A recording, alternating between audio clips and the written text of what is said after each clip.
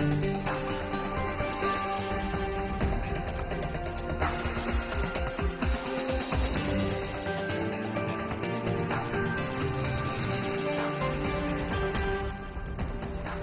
and welcome to World Insight with me, Tian Wei, coming to you live from Beijing on CGTN. Coming up on today's program, U.S. President Donald Trump heralds a new American moment in his State of the Union address, singling out Russia and China as rivals. What does it mean for relations between Beijing and Washington?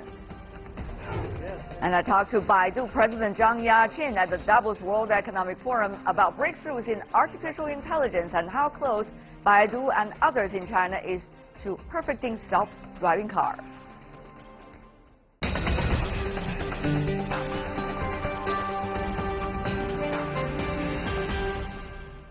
Let's begin our show on Trump's first State of the Union speech. U.S. President Donald Trump tried to strike a positive tone, declaring a new American moment. Besides taking credit for the strong American economy, he also lashed out against what he called unfair trade practices and labeled China and Russia as rivals.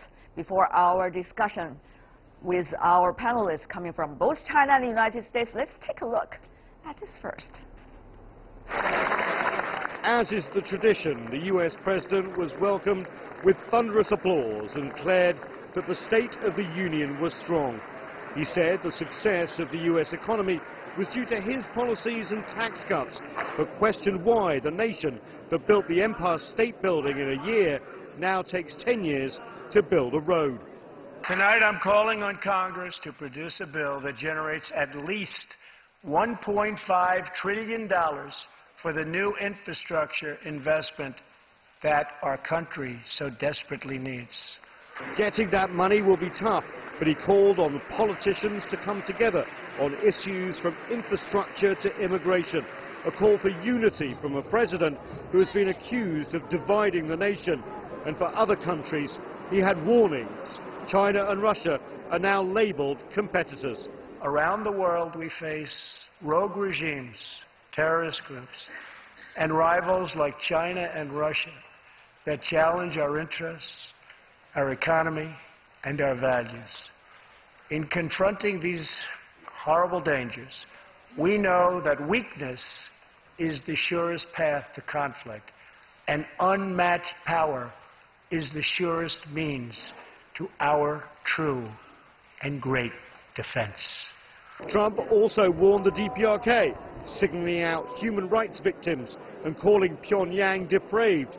He said he would not repeat the complacency and concessions of the past.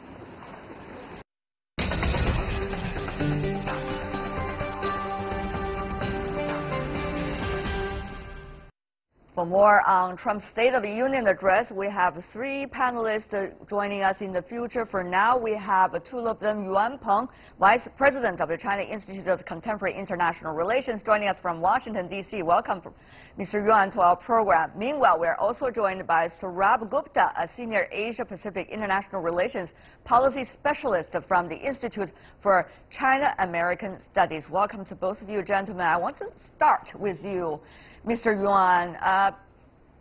President Trump already labeled China as rival in the State of the Union address, which is likely to be the most important speech of the year for a U.S. president. What is your take?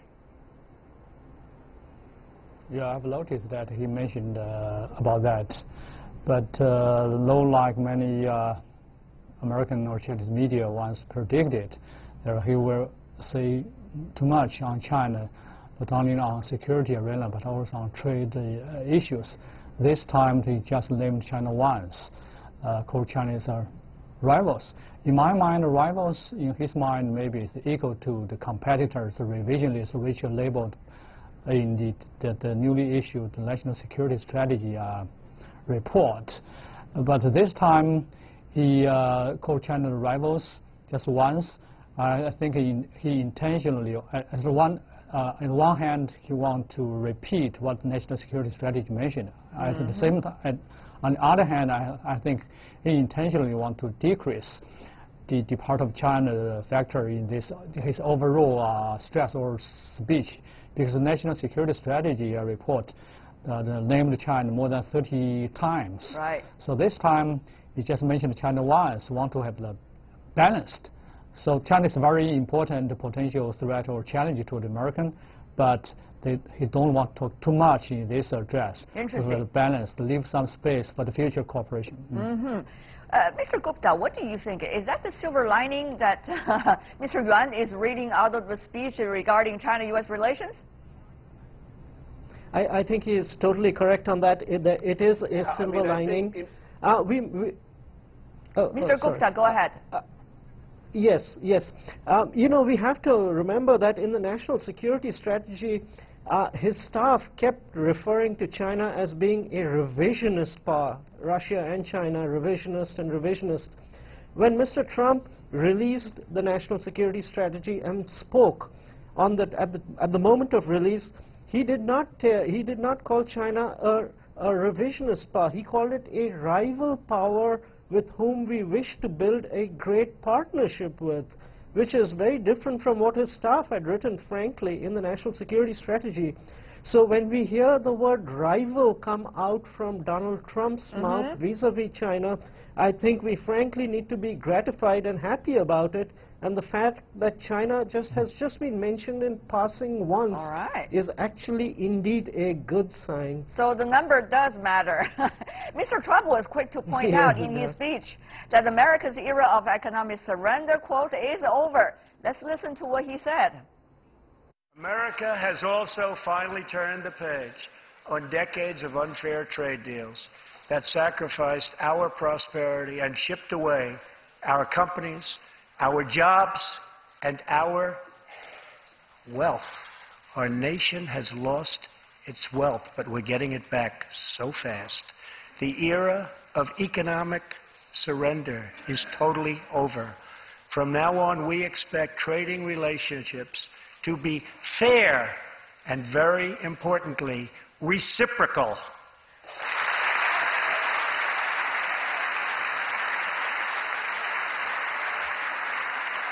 We will work to fix bad trade deals and negotiate new ones, and they'll be good ones, but they'll be fair.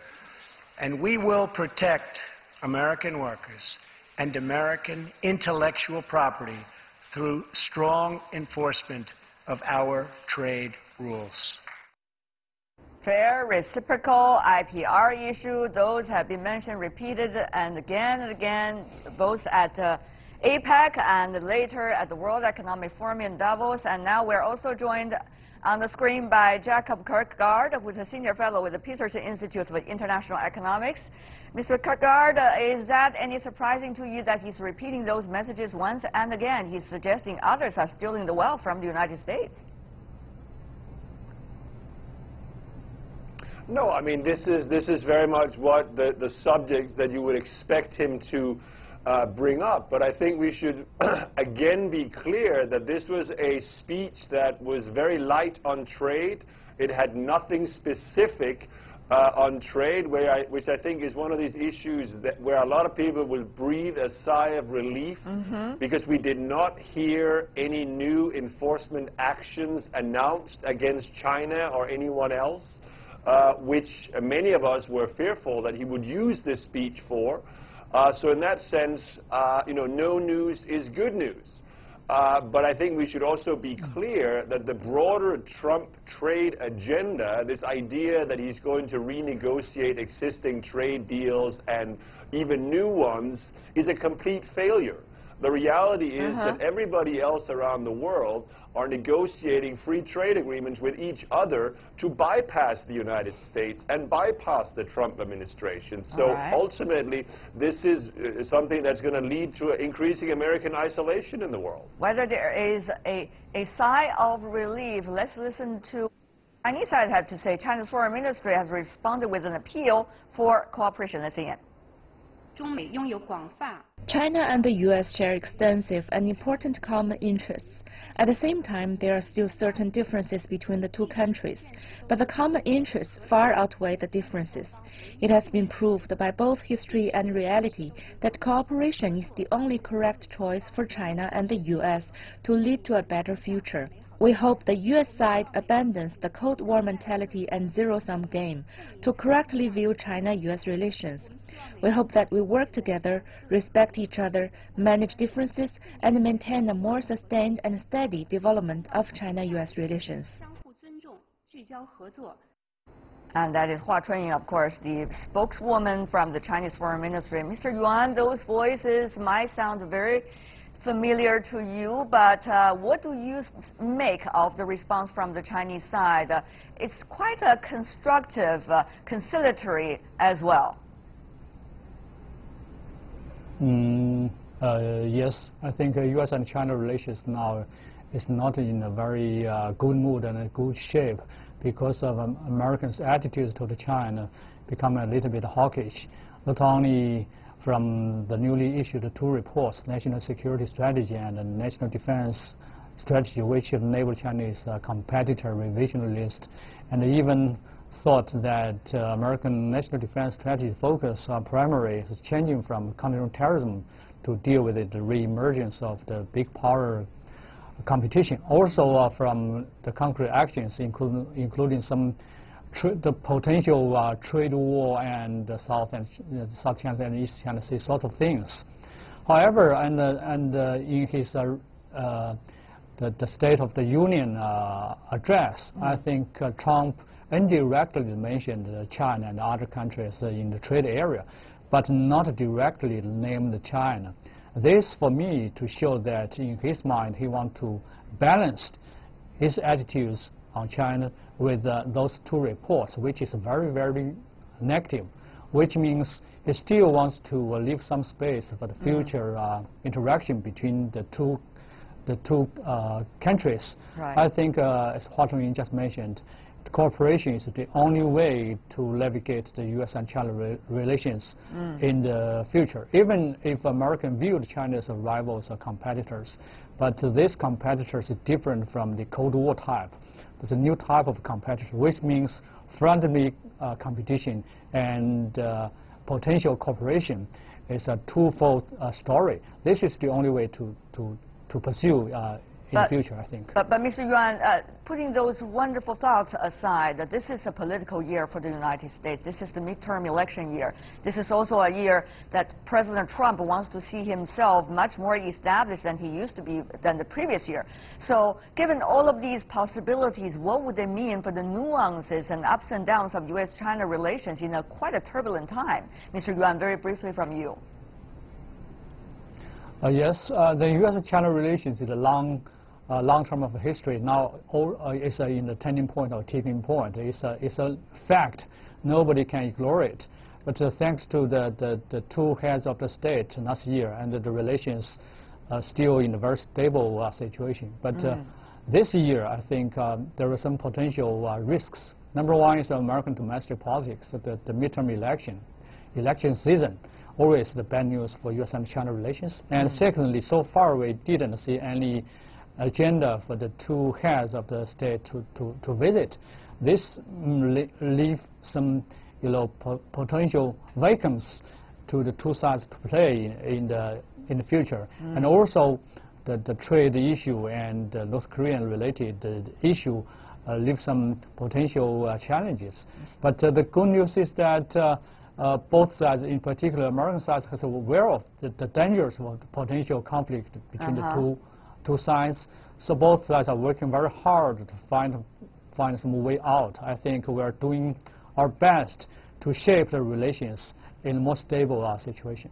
Both sides certainly understand the importance and significance of this bilateral relations. There's no doubt about that. Having said that, though, there is one issue, Mr. Yuan, you just mentioned, the DPRK nuclear issue. In the State of the Union address, President Trump, Mr. Gupta, mentioned that specifically, so-called bloody nose that has been quoted so widely today by all media. There is a danger, not only about the U.S. DPRK relations, particularly concerning U.S. U.S. ally, South Korea, whether the U.S. is going to take any military action and strike without the consent of South Korea, and whether the military action should be an option at all.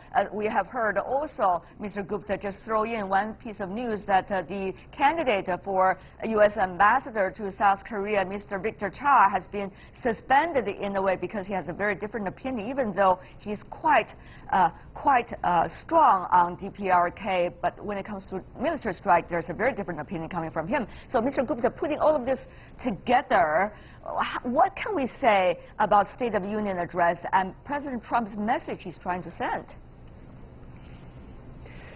With regard to the DPRK, I thought the message he was trying to send is frankly disappointing to hear. The fact that he would mention that America will not make concessions at this point of time and that it was just about maximum pressure is not going to help the situation. His initial policy when he had become the president was maximum pressure and engagement. And that engagement aspect seems to have has been dropped off, and that is disappointing because, as we have seen from the beginning of this year, inter-Korean relations have been on a very good track. Now, part of the problem with Mr. Trump's approach to North Korea is actually going to be felt by South Korea, because South Korea wants to ease tensions within certain limits with North Korea, and Mr. Trump is going, and in his administration is going in the opposite direction.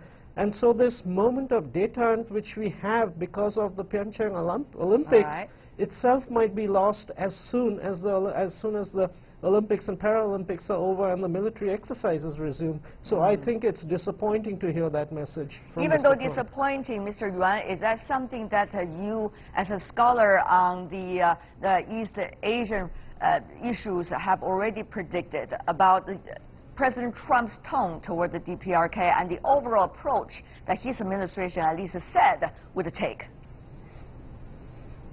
Yes, if there is something surprised me in his address, in speech, the State of the Union, I think the only part is North Korean part, because I don't expect he speak too much. Spent quite a few time on DPRK issue, which even in the National Security Strategy report, the DPRK issue is less mentioned in comparison with China, with Russia, and Iran, and other issues. But in this specific stress, which the major agenda, the contents should be domestic-driven and immigration and economic and employment-driven, he spent quite a few time on DPRK.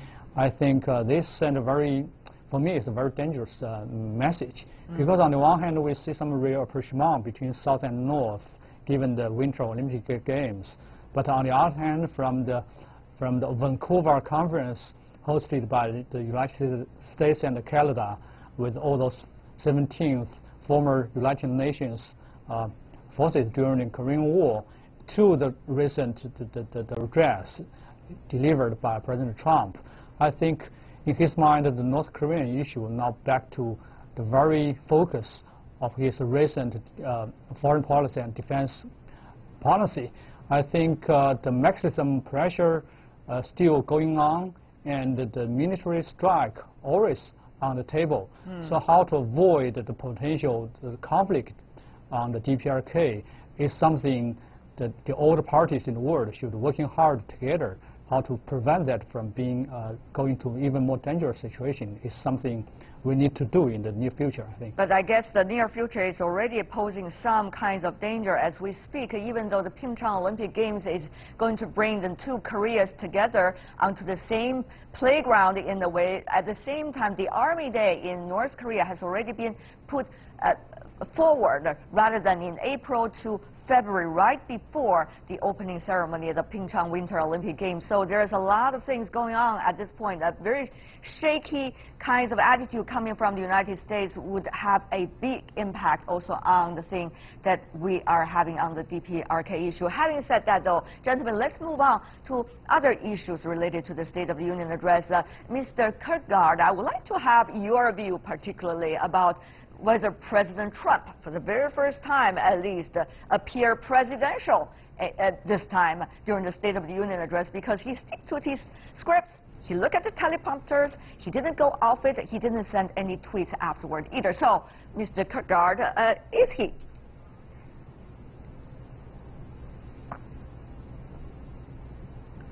Well, look, I mean, I think we should be clear that, yes, by Trump's own standards, he was better behaved, if you like. He stuck to the script. He took the applause lines. And in that sense, he clearly exceeded expectations.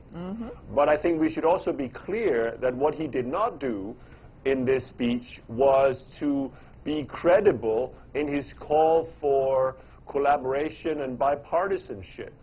When you read listen to what he said on issues like immigration and others, this isn't going to build any bridges to the Democratic Party, which in my opinion means that once we look beyond the sort of 5 minutes focus on his appearance and look at the substance of his speech, this wasn't a speech that's going to bring forward the political progress here in Washington, where we still don't have a budget. We have a looming debt ceiling vote in early March, and this speech did nothing to promote a solution to either of these two issues. But on the other hand, Mr. Gupta, people are saying, you know, State of the Union address, come on, it's just a political speech. It is more and more just a political speech rather than declaration of actions in American politics. So will this State of the Union really matter at all? I think the State of the Union does matter because it does telegraph the important views and important policy aspirations and goals that the President and the administration have. One of the takeaways for me was that in his being a little bit more presidential and being a little bit more mellow, he might be trying to build, as Jacob said, it's going to be very hard to build bridges, but he is trying to see that trying to ensure that he doesn't only have to operate through Republican majorities only. If he can just get a few Democrats here and there, it might make his appeal to bipartisanship a little bit broader. We have to remember at this point of time that all branches of government are in Republican hands, and that is typically a rarity in Washington. Right. So one would assume that he would not be bipartisan, but I think on issues like the Dreamers issue on immigration, he does need some bipartisan support, if nothing else, to pursue some of his more radical interests, like having that wall built. So he is showing himself to be a little bit more mellow, more presidential, and I think the State of the Union should be taken with a degree of seriousness, especially because whatever comes out of Trump's mouth just gives a little bit more sign, perhaps, of who he is, considering how mercurial he can be. Well, when our American guests are focusing on the domestic issues, Mr. Yuan, when we are listening to the speech, rather we take it from a very different perspective. I remember President Trump in his State of the Union address mentioned specifically about not just immigration issues, which is a very dividing issue, but also about infrastructure building in the United States. Enormous amount of investment going to put into that. Also, he's been talking about the revival of the economy. I remember him talking at the World Economic Forum saying, if the United States is great, everybody else will be. Of course, the logic may be different from China's perspective or from others in the world. Mr. Yuan, your take. Yeah, this address impressed me most is that it's not a typical Trump style, because this address is very comprehensive, very balanced, very low-key, because the purpose of which for Trump is that he wants to make use of this almost the first or second opportunity in front of the two parties, in front of the 50 million American audience and the world, to show he wants to navigate the differences and the division and to call for the unity, because it is very important for him to pursue his future agenda. So that's why he makes lots of time on talking about some very balanced point of view. It's not typical Trump style.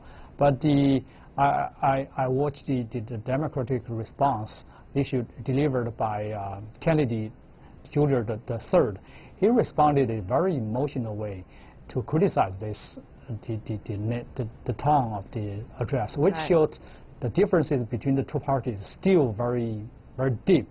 It's very hard to be navigated. So I'm afraid even if he's very ambitious to say that make America great again, make American people great again, American great again means the world will be even better. But I doubt because of domestic conflict, domestic divergence still very, very deep. Well, many of us are still digest what is exactly going on in the State of the Union address, and particularly what actions are likely to follow as a result of that. For now, I want to thank the three of you gentlemen to come to our program on a very busy day in Washington, D.C. Yuan Peng, Sourabh Gupta, and Jacob Kirkegaard. Really appreciate, gentlemen, for being with us. Thank you so much.